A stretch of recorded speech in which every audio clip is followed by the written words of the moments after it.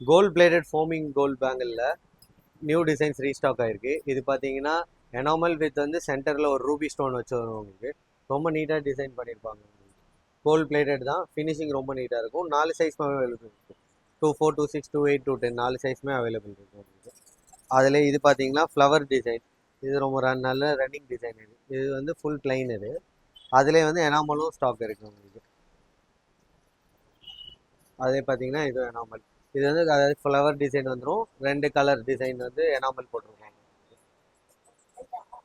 எது வேணுமோ பார்த்துட்டு ஸ்க்ரீன்ஷாட் பண்ணுங்கள். நம்ம காட்டுறது எல்லாமே ரியல் வீடியோஸ் தான், ரியல் ஃபோட்டோஸ் கேட்குறாங்க கஸ்டமர்.